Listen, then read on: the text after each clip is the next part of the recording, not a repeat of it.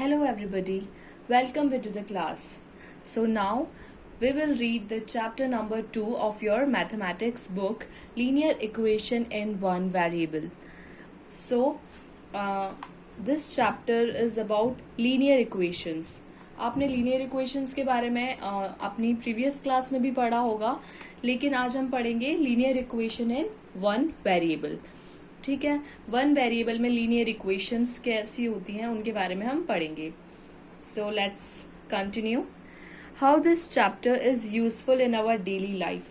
ये चैप्टर जो है linear equation in one variable, वो हमारी लाइफ में कैसे यूजफुल है, किस तरह से, कहाँ कहाँ ये हमारे लाइफ में काम आता है डेली लाइफ में. आइए देखते हैं. Linear equation uses one or more variables where one variable is dependent on other. जो लीनियर इक्वेशन होती है वो क्या होती है बेटा? डिपेंडेंट होती है. किस पे डिपेंड होती है? लीनियर इक्वेशन एक से ज्यादा वेरिएबल्स को यूज करती है और एक से ज्यादा वेरिएबल्स से डिपेंडेंट होते हैं. Almost any situation where there is unknown quantity can be represented by linear equation. अगर ऐसी कोई सी भी सिचुएशंस हैं जहाँ पे अगर हमें किसी अननोन क्वांटिटी को रिप्रेजेंट करना है, वहाँ भी हम किसका यूज करते हैं बेटा? लीनियर इक्वेशन का. जैसे कि अगर हमें कोई क्वांटिटी हमें निकालनी है, उसका हमें नहीं पता है, कोई अननोन क्वांटिटी है, तो हम किसकी हेल्प से निकालते हैं? लीनियर इक्वेशन की हेल्प से. लाइक फिगरिंग अवर इनकम ओवर टाइम, यानी कि जो हमारी इनकम है टाइम के अकॉर्डिंग, या फिर हमको किसी माइलेज रेट्स कैलकुलेट करनी है, और प्रेडिक्ट प्रॉफिट्स, जो प्रेडिक्टिंग प्रॉफिट्स होते हैं वो हमको कैलकुलेट करना है या प्रेडिक्ट करना है प्रॉफिट्स को. Linear equations make all this possible. Linear equations की हेल्प से हमें सब कुछ सॉर्ट आउट कर सकते हैं. Many people use linear equations every day without actually knowing that they are using it. बहुत सारे ऐसे पीपल्स हैं जो लीनियर इक्वेशंस हैं उनको यूज करते हैं अपनी डेली लाइफ में, लेकिन उनको पता भी नहीं है कि वो लीनियर इक्वेशंस होती हैं. ठीक है, linear equations tells you how much we can afford. कोई भी लीनियर इक्वेशंस आपको ये बता सकती है कि आप कितना अफोर्ड कर सकते हैं और कितना नहीं अफोर्ड कर सकते हैं अगर आपको कोई भी चीज लेनी है. Whether we need to bring enough wood for fire, हमें आग जलाने के लिए कितनी लकड़ी की जरूरत है, ये भी हम लीनियर इक्वेशंस की हेल्प से फाइंड कर सकते हैं. यानी कि पूरी रात कितनी लकड़ियों की जरूरत होगी जलाने के लिए, उनको वुड की कितनी जरूरत होगी, तो ये भी हम उसको कैलकुलेट कर सकते हैं. How much paint you need to paint your house or buy enough gas to make food. आप ये भी पता कर सकते हैं कि आपके एक पूरे घर को पेंट करने के लिए कितने पेंट की जरूरत होगी, ये भी आप कैलकुलेट कर सकते हैं लीनियर इक्वेशंस की हेल्प से. और आप ये भी पता लगा सकते हैं कि आपको कोई खाना बनाने के लिए कितनी गैस की जरूरत होगी. Linear equations provide answer to all questions. This linear equation is everywhere. तो जो लीनियर इक्वेशंस है वो हर क्वेश्चन का आंसर प्रोवाइड करवाती है. तो जो लीनियर इक्वेशन है वो कहाँ है? हर जगह है. हर एक चीज में हमारे क्या है? लीनियर इक्वेशंस है. बस हमें देखने की जरूरत है. अब हम देखेंगे some basic definitions of linear equations. Mathematical sentence.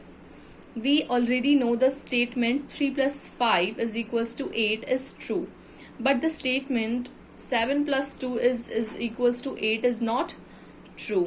हमको ये तो पता ही है कि जो 3 + 5 = 8 होता है वो ट्रू है, और 7 + 2 = 8 जो है ये क्या है? ट्रू नहीं है. Such mathematical statements which may either be true or false but not both are called mathematical sentences.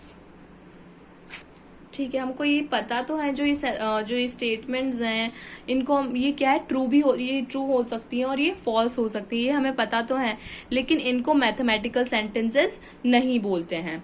An open sentence. The statement, जैसे कि आप यहाँ देख सकते हैं 2 + x = 5, ये क्या हो सकता है? ट्रू भी हो सकता है और फॉल्स भी हो सकता है. हमको नहीं पता है कि अगर यहाँ पे x की वैल्यू अगर 3 हुई तो ये क्या हो जाएगा? ट्रू हो जाएगा, क्योंकि 2 + 3 क्या होता है? 5 हो जाएगा, 5 होता है. लेकिन अगर यहाँ x की वैल्यू क्या हुई? 3 नहीं हुई, तो यहाँ पे क्या हो जाएगा? ये स्टेटमेंट फॉल्स हो जाएगा. तो ये किस पे डिपेंड करता है? ये पूरा x की वैल्यू पे डिपेंड करता है. ठीक है, जैसे कि अगर x 1 है तो 2 + 1 5, ये क्या हो गया? फॉल्स. लेकिन अगर x 3 है तो 2 + 3 तो ये स्टेटमेंट क्या हो जाएगा, ट्रू हो जाएगा। तो यहाँ पे किस पे डिपेंड कर रहा है, ये एक्स की वैल्यू पे डिपेंड कर रहा है।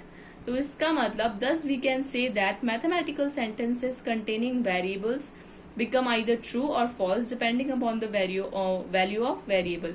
यानी कि जो एक मैथमेटिकल सेंटेंस होता है वो क्या कंटेन करता है, कांस्टेंट और वेरिएबल्स भी कंटेन करता है, क्योंकि जो सारी जो इक्वेशन होती है वो किस पे डिपेंड करती है फिर, कि अगर वो ट्रू है या फॉल्स है, वो सब किस पे डिपेंड करता है, उस एक्स की या फिर उस वेरिएबल की वैल्यू पे डिपेंड करता है। ठीक है, this type of sentences is called an open sentences. इस तरह के जो सेंटेंस होते हैं उनको हम कहते हैं ओपन सेंटेंसेस। ठीक है, और जो मैथमेटिकल सेंटेंसेस किसको कहते हैं, विच में आइदर ट्रू भी हो सकते हैं, फॉल्स भी हो सकते हैं, but not both are called mathematical substances, जो सेंटेंसेस कहते हैं, इन दोनों को क्या कहते हैं, मैथमेटिकल सेंटेंसेस। और जिसमें कोई भी वैल्यू एक्स के ऊपर या कि फिर वेरिएबल के ऊपर डिपेंड करती है, उनको हम क्या कहते हैं, ओपन सेंटेंसेस।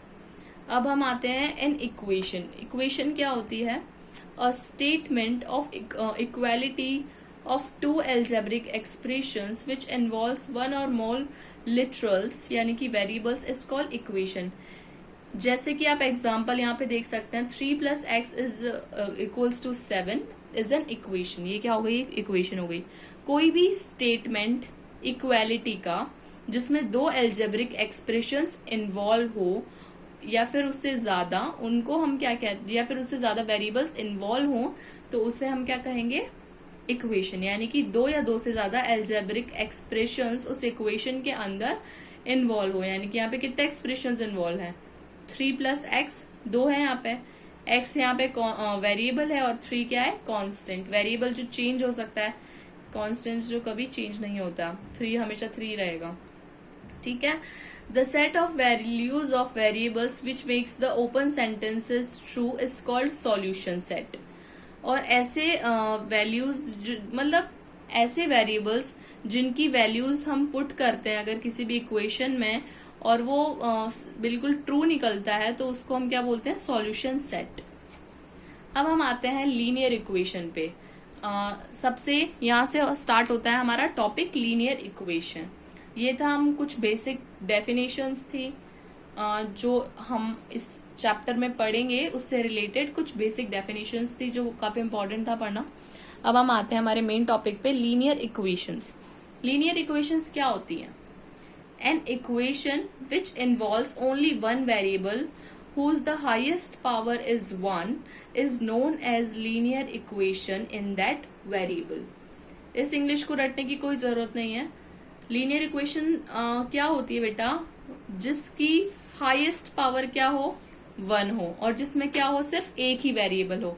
वेरिएबल मतलब आपको पता ही है, जो ये एल्जेब्रिक टर्म्स होती हैं, एक्स वाई जेड, ठीक है, जो चेंज हो सकते हैं, जिनकी वैल्यू हम पुट करते हैं, जिनकी वैल्यू हम निकालते हैं। जैसे कि यहाँ पे वेरिएबल्स क्या है, ये x x x y x, ये सब क्या है, वेरिएबल्स। ठीक है, जिसमें क्या इन्वॉल्व हो, ओनली वन वेरिएबल। ठीक है, लीनियर मतलब 1, जिसमें वन वेरिएबल इन्वॉल्व हो और उसकी पावर भी कितनी हो, 1। अब यहाँ पे एक्स है, एक्स के ऊपर कुछ भी नहीं है, अगर इसके ऊपर कुछ भी नहीं होता तो इसकी पावर क्या होती है, 1। ठीक है, अगर कुछ है जैसे स्क्वायर है, 3 है तो उसकी पावर 3, 4 है उसकी पावर 4। ठीक है, पर लीनियर यानी कि 1, जिसकी पावर भी 1 हो और जिसमें सिर्फ 1 वेरिएबल इन्वॉल्व हो, उसी को हम क्या कहते हैं, लीनियर इक्वेशन। जैसे कि आप यहाँ पे देख सकते हैं, एग्जाम्पल्स दिए हुए इतने सारे लीनियर इक्वेशंस के। जैसे यहाँ पे देखिए x + 4 = 19, तो यहाँ पे x क्या है, वेरिएबल, और 4 क्या है, कांस्टेंट। अब x में क्या है बेटा, सिर्फ इन सब में इतने, ये जो इक्वेशन है इसमें कितने वेरिएबल्स हैं, सिर्फ x है यहाँ पे वेरिएबल, ये दोनों तो कांस्टेंट है, तो कितने वेरिएबल्स हैं यहाँ पे, 1 वेरिएबल। ठीक है, और इसकी 1 वेरिएबल की पावर भी कितनी होनी चाहिए, 1 ही होनी चाहिए। अगर 1 है तो वो लीनियर इक्वेशन कहलाएगी, अदरवाइज नहीं होगी वो। तो इसकी पावर कितनी है, कुछ भी नहीं है, यहाँ पे कुछ भी नहीं लग रहा, तो ये कितनी हो गई यहाँ पे, 1। ठीक है, तो ये भी होगी लीनियर इक्वेशन। अब ये देखो y - 7, तो यहाँ पे कितने वेरिएबल है, सिर्फ एक है, 1, उसके बाद इसकी पावर भी कितनी है, 1, तो ये क्या हो गई, लीनियर इक्वेशन। तो इस तरह से आपको कुछ इक्वेशंस दी हुई है, लीनियर इक्वेशंस। ठीक है, अब हम देखेंगे roots of linear equations. Linear equations के हम रूट्स कैसे निकालते हैं, रूट्स देखेंगे। The value of variable which makes left hand side equal to right hand side in the given equation is called solution or root of the equation. तो किसी भी linear equation के अगर हमें रूट निकालने हैं तो हम कैसे निकालेंगे, जो वेरिएबल होती है, value of variable which makes left hand, यानी कि उस वेरिएबल की ऐसी वैल्यू रखनी है हमको जिसमें राइट हैंड साइड और लेफ्ट हैंड साइड दोनों इक्वल हो जाएं। ठीक है, यानी कि जो इक्वल के इधर है, इक्वल के उधर भी क्या हो जाए, वो सेम वैल्यू आए।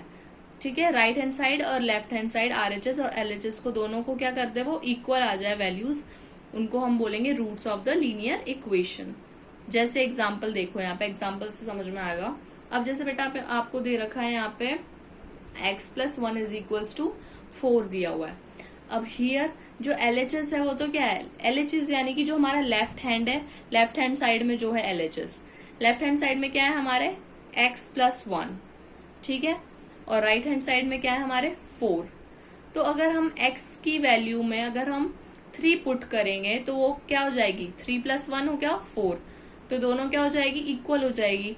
Thus the solution of given linear equation x is equals to 3। तो इसका सॉल्यूशन क्या होगा, यहाँ पे x की जगह हमें क्या पुट करना पड़ेगा 3, तभी क्या निकल पाएंगे, इसके रूट हो जाएंगे। ठीक है, तो x is equals to 3। इसी तरह हम नेक्स्ट एग्जांपल देखते हैं। आपको सेकंड वाला 5x minus 2 is equals to 3x minus 4, ये आपको एक लीनियर इक्वेशन दी हुई है। ठीक है, लीनियर इक्वेशन है क्योंकि अब हम क्या करेंगे बेटा, x की जगह यहाँ पे पुट करना है हमको, x is equals to -1। Then LHS क्या होगा, अगर हम यहाँ पे -1 पुट करेंगे यानी कि x इज इक्वल्स टू -1, यानी कि देखो यहाँ पे 5 -1 -2, 5 -1 कितना हो गया, 5 इंटू -1, 5 1 जा 5 और -5, -5 और -2 कितना हो जाएगा, माइनस का 7 हो, -5 और -2 माइनस का 7। अब हमें क्या करना है, 3 की जगह भी क्या पुट करना है, -1 पुट करना है। 3 इंटू -1 -3 -4 भी क्या हो जाएगा 7। ठीक है, इधर ये सॉल्व किया, ये भी -7, इसको सॉल्व किया, ये भी -7। यानी कि जो हमें जो दोनों वैल्यूज होती है वो क्या करनी पड़ती है बेटा, इक्वल आनी पड़ती है। LHS इक्वल्स टू RHS होगा, जिस वैल्यू यानी कि x या y की हम ऐसी वैल्यू रखें, यानी कि जो वेरिएबल्स होते हैं x और y जैसे, इनकी वैल्यूज इस तरह से रखें ताकि LHS और RHS दोनों क्या आ जाए, इक्वल आ जाए। तो उसी वैल्यू को हम क्या बोलेंगे, हम उसका रूट। ठीक है, तो यहाँ पे रूट क्या निकल गया, x is equals to -1 is the solution of the equation, यानी कि जो इक्वेशन है उसका सॉल्यूशन क्या निकल गया हमारे पास, -1। यानी कि जब हम इनमें -1 पुट करें x की वैल्यू, तभी क्या आ गया हमारे पास -7। तो हमें सोचना पड़ेगा कि ऐसी क्या वैल्यू हो सकती है जो हम इस पे पुट करें और हमारा आंसर आ जाए। तो हमने क्या सोचा, -1 रखेंगे तो यहाँ पे भी -7 और यहाँ पे भी -7 आ जाएगा। ठीक है, अब हम देखेंगे यहाँ पे लीनियर इक्वेशन इन 1 वेरिएबल्स। अभी तक हमने लीनियर इक्वेशन के बारे में देखा, रूट्स देखे, अब देखेंगे हम लीनियर इक्वेशन इन 1 वेरिएबल में क्या होता है। The equation involving only one variable with the highest power equal to the 1 is called linear equation। linear equation हमें पता है ये क्या होता है, जिसमें सिर्फ 1 वेरिएबल होता है और उसकी हाईएस्ट पावर क्या होती है, 1 होती है, उसको हम कहते हैं लीनियर इक्वेशन। अब जैसे कि आपको ये एग्जांपल दिए हुए हैं कुछ यहाँ पे, 3x + 5 is equals to 0, 4y - 9 is equals to 0। ठीक है, तो आपको यहाँ पे कुछ ऐसे एग्जांपल्स दिए हुए हैं। The value of variable which satisfy a linear equation is known as its solution. ये हमने देखा, किसी भी लीनियर इक्वेशन का सॉल्यूशन क्या होता है, वो वैल्यू जो लीनियर इक्वेशन को सेटिस्फाई करे, यानी कि जिसके LHS और RHS दोनों इक्वल आ जाते हैं, उसको हम क्या बोलते हैं, सॉल्यूशन। ठीक है, if ax + b is equals to 0 is linear equation in 1 variable. यानी कि आपको एक इक्वेशन दे रखी है कि ax + b is equals to 0, ये क्या दे दी आपको, लीनियर इक्वेशन दे दी इन 1 वेरिएबल, जहां पे जो a और b है वो क्या है बेटा, रियल नंबर्स हैं, ठीक है। a is not equals to 0, अगर a is not equals to 0 होगा तो हमारे पास क्या आ जाएगा, इसको b को इधर भेज देंगे, ax प्लस बी है तो b को इधर भेज देंगे तो ये क्या हो जाएगा माइनस का b, और फिर यहाँ पे x की वैल्यू क्या आ जाएगी, फिर a को इसके नीचे ले आएंगे तो x is equals to minus b upon a क्या हो जाएगा, इसका सॉल्यूशन हो जाएगा, ठीक है। कंसीडर द फॉलोइंग इक्वेशन, आपको यहाँ पे इक्वेशन दी हुई है।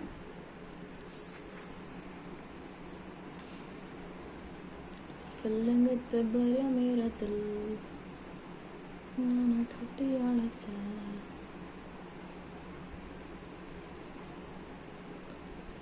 एड 4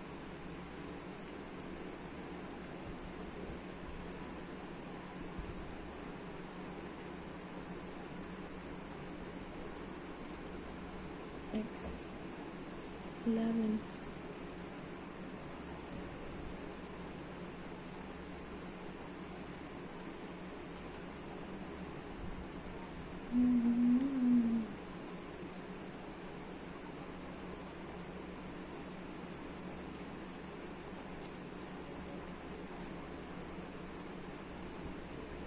यार मेरे को ये मेथड बहुत गंदा लगता है। मैं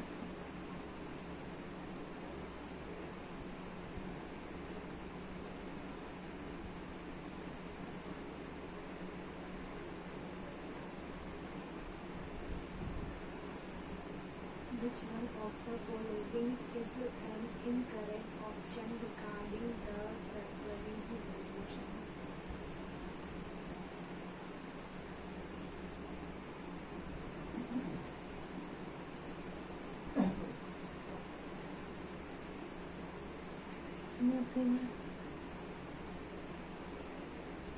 जी जैसे अपन इसको कोई भी क्वेश्चन होते हैं ना, जैसे यहाँ x-4 है तो 4 को इधर ले गए, ठीक है, तो 11 आ गया। अब वैसे प्रॉपरली देखा जाए तो इस तरह से होता है x-4, फिर इधर भी 4 ऐड करते हैं, इधर भी 4 ऐड करते हैं। जब बच्चों को सिखाते हैं x इज इक्वल्स टू 11, इस तरह से आता है, लेकिन ये बहुत कंफ्यूजन भरा है। तो वही सिखाते उधर लेके जाते हैं वही वाला।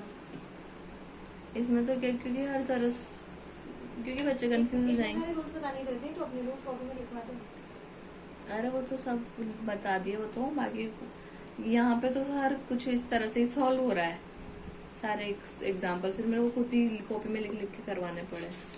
बच्चे एकदम से कंफ्यूज नहीं हो जाएंगे, इधर भी ये ऐड कर रखा है, ये ऐड कर रखा है।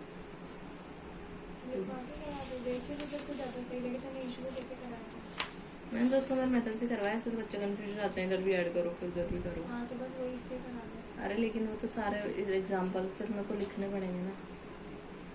मैंने भी लिख के ही वर्क कराए थे क्योंकि बहुत सारे मेथड अजीब गरीब होते हैं। दो चार एग्जाम्पल सारे कराने की जरूरत नहीं, फिर तो एक्सरसाइज में आएंगे ही थे। हाँ पर हाँ चलो ठीक है, यूँ है ना कि बच्चों को ये वाला मेथड बुक में है तो ये भी बता दूँ यहाँ तो, पर दोनों बताऊंगी ना तो थोड़ा कंफ्यूजन हो जाएगा उन लोगों को, फिर उनको समझ नहीं आएगा क्या है क्या नहीं है। पर ये चीज़ है तो 7th क्लास में भी आ जाती है यार। ईशा को तो बहुत सारा आता था। हाँ 7th में आ गई है तो 7th में आ गया था।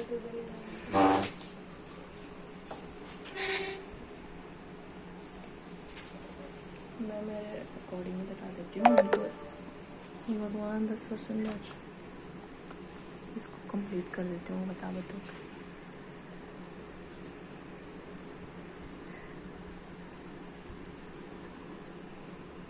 ओके सो एग्जाम्पल नंबर 1 देखते हैं हम। x-4 is equals to 7। यहाँ पे क्या क्या हुआ बेटा, ये x-4 है। अब हम क्या करते हैं, -4 को इधर ले जाएंगे तो क्या हो जाएगा, x इज इक्वल्स टू 11। तो हमारा क्या आ गया आंसर 11। ठीक है, हम तो क्या करते हैं डायरेक्टली ऐसे कर लेते हैं। वैसे प्रॉपर तरीका क्या होता है, हमको क्या करना होता है, एड बोथ साइड्स 4। हमने क्या किया यहाँ पे, according to the question x-4 दिया हुआ है तो यहाँ पे भी हमने 4 ऐड किया, और रूल के अकॉर्डिंग भी हमने इधर लेफ्ट हैंड साइड पे भी क्या किया, 4 को ऐड कर दिया। तो यहाँ पे 7 + 4 तो हो गया 11, और यहाँ पे -4 और +4 क्या हो गया, कैंसिल आउट हो गया, तो x इज इक्वल्स टू क्या बच गया 11। तो ये इस तरह से होता है, ठीक है। लेकिन ये हम क्या करते हैं, सीधा डायरेक्ट इस तरह से कर देते हैं, वो वे गलत नहीं है, शॉर्ट पड़ता है और इजी पड़ता है, ठीक है। ये तो बस समझाने के लिए कि हाँ ऐसे होता है। अब जैसे x - 2 इज 10 है, अब हम क्या करते हैं, -2 को सीधा इधर ले जाते हैं और आंसर भी आ जाता है, प्लस हो जाता है माइनस का, तो x इज 12 आ जाता है। अब यहाँ पे हमने क्या किया, ऐड 2 टू बोथ साइड्स, दोनों साइड में 2 ऐड कर दिया, ठीक है। जितना नंबर इधर होता है उतना ही ऐड कर देते हैं यहाँ पे, या फिर सब्सट्रैक्ट, मल्टीप्लाई, डिवाइड जो भी करना होता है। तो यहाँ पे हमने 2 ऐड कर दिया, तो ये कैंसिल आउट हो गया इससे, और इधर हो चुका, बच गया हमारे 12, ठीक है। इसी तरह से हमने क्या किया, यहाँ पे x + 5 = 9 है, तो हमने क्या किया, ये जो 5 है वो क्या है, प्लस में है, तो हमने माइनस का 5 इधर भी कर दिया और इधर भी कर दिया, तो ये तो कट गया, x इज इक्वल्स टू क्या बच गया 4, ठीक है। इसी तरह से आपको एडिशन करो, सब्सट्रैक्शन करो। अब जैसे यहाँ पे हमने क्या किया, यहाँ पे भी सब्सट्रैक्शन ही करा है, ठीक है, ये सेम है। ये वाला देखते हैं, एग्जाम्पल नंबर 5 में क्या दिया हुआ बेटा आपको, जैसे x-2 इज इक्वल्स टू 5 दे रखा है, तो x/2 को हम यहाँ पे मल्टीप्लाई करेंगे 2 से, और इसको भी किससे मल्टीप्लाई करेंगे 2 से। अगर हमें डायरेक्ट करना होता है तो क्या करते हैं, 2 को इधर भेज देते हैं, तो डिवाइड में है तो किस में चल जाता है, मल्टीप्लाई में चल जाता है। तो 5 इंटू क्या हो जाता है, 2 इज इक्वल्स टू 10, तो x इक्वल्स टू आ जाता है 10, ठीक है।